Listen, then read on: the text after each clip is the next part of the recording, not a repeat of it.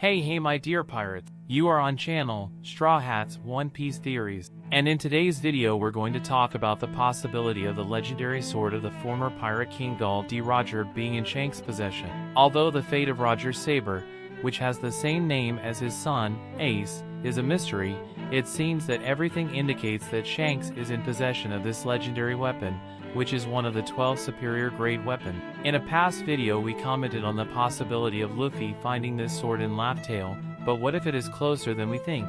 What if during all this time the sword of Gul D. Roger was with Shanks? Is this possible? Well, Chapter 1079 of the One Piece manga might have answered that question for us. So have we finally cracked this riddle about the sword of Roger? Well, we are going to analyze all this in today's video. So if you want to be a pirate king like me and achieve eternal glory, go ahead and press the like button with all the power of your devil fruit. And if you're new here my dear sailor, already subscribe to the channel and don't forget to activate the notifications bell so you don't miss any new video, okay? Then join this crew that will dominate the entire Grand Line and the New World. Now without further ado, let's get to this epic video.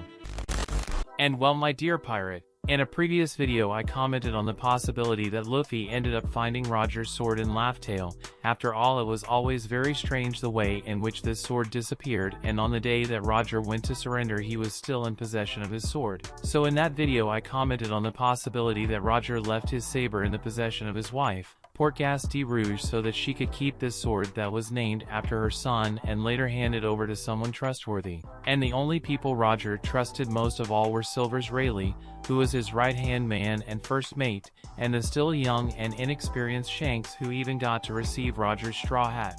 And I believe that Shanks was one of the people most likely to be in possession of the sword of Roger due to the fact that he was also a saber wielder like Roger and like Rayleigh. In theory, Roger may have left his sword with his wife so that the world government would not steal it, so Rayleigh used it to train Shanks in the art of dominating and battle with swords and then passed it on to Shanks. And thinking about it now, I had already made a video in the past talking about the fact that Shanks lost his arm and how it bothered Mihawk to the point that he never wanted to duel with Shanks again.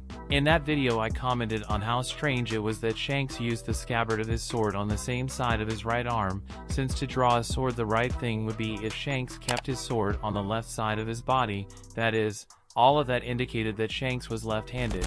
In some flashbacks it is possible to see Shanks always using his left hand to wield a sword, no matter where the scabbard is, which leads me to believe that actually Shanks could be ambidextrous or at least had a very good aptitude in using the notorious style, the art of fighting with two swords. Roger may have realized this ability of Shanks and that's why he left his sword to him.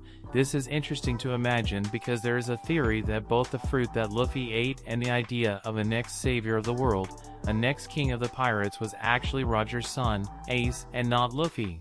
In other words, my dear pirate, it was for Shanks to have prepared Ace to be the next king of the pirates and the next Joy Boy and not Luffy, but as he ended up eating the devil's fruit first, Ace's destiny was changed, so much so that he ended up dying.